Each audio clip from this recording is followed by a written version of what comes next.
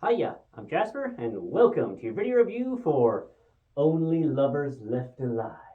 It's a movie starring Tilda Swinton and Tom Hiddleston, and also, may they rest in peace, Anton Yelchin and John Hurt. So, as always, I'm going to give you the good, the bad, and the furry. To start off the furry, a dog? Not really important. Moving on to the good and the bad. So, this movie is a very deliberate movie. It is a uh, if you remember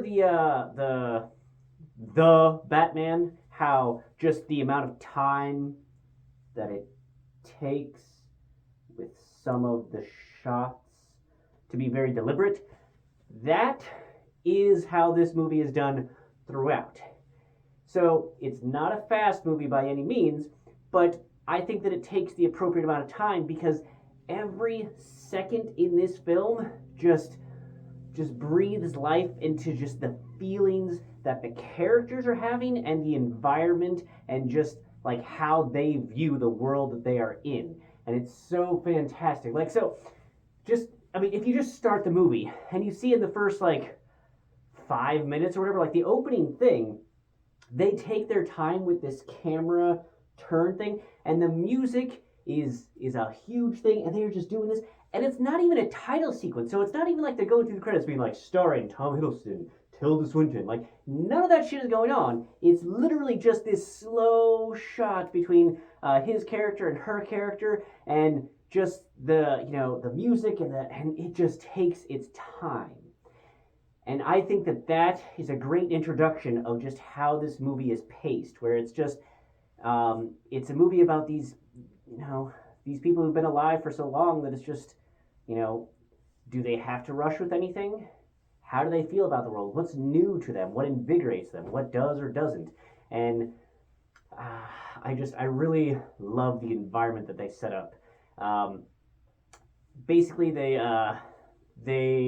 I would say the difference with this versus other quote unquote vampire movies, aside from the fact that they don't really say it in this film, kind of like how Walking Dead doesn't say zombies, they say walkers or whatever.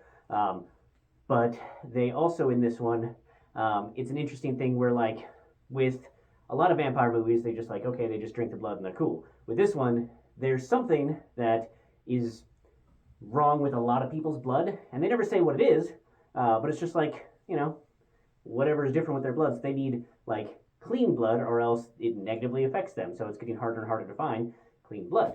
Um, so I like that premise because it's like a I don't want to say weakness, but because it's not it's not like a vampire hunter movie. It's about these two, I'm going to call them vampires because that's what they are, but these two vampires and how they are existing and what people who've been alive this long, how they would view the world, and just the different ways that they can do that.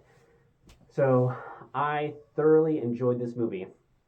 I think that they shot it on digital because of just the grain that was able to be used and like the low lighting. It looked like a lot of natural lighting and a lot of on set shoot or not on set, sorry, on location shooting. So I thought that was really good. I thought they made excellent use of the environment that they were in. And again, every shot in this film just adds to the ambiance that they're trying to show. And they just do it so well. There's so much of this movie that is just understated in that it's perfectly well done because you don't have to have the characters verbalize and everything because this is a visual storytelling medium and they do so well with the visuals. Also, you get to see Tom Hiddleston without a shirt on and Tilda Swinton without a shirt on, so that's not a bad thing. Um, and yeah, so the other thing is I will say that the music plays a very prominent role, both with like what the character like plays and then just the general music that's going on during the movie that I didn't like a lot of the music. Like it's not my type of music, so I didn't necessarily care for the music itself. But it was the absolute correct music to play for the moment and for the characters and for what would be going on either with the characters playing it and the characters like or don't like or whatever, or that is going on to assist with the visuals showing of whatever was on the screen. So not necessarily my type of music, but definitely the right music choice. And I think that the sound mixing between the volume of the music versus whatever else is happening on screen was excellent. So I definitely think that if you're in the mood for a movie that is just very deliberate in its pacing, without like car chases and action sequences and yada yada yada, but about the existentialness of a vampire and what life would be like living long term, I think that you will thoroughly enjoy this movie.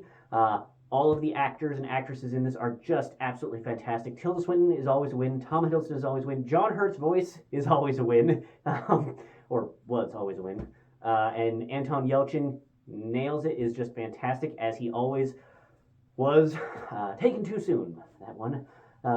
But yeah, so absolutely love this movie. 2 thumbs up. Have you seen it? Have you even heard of it before you saw this review? Let me know in the comments down below. But that's all I have for this one. Thanks for coming. Thanks for watching. Hope to see you in the next one. Bye.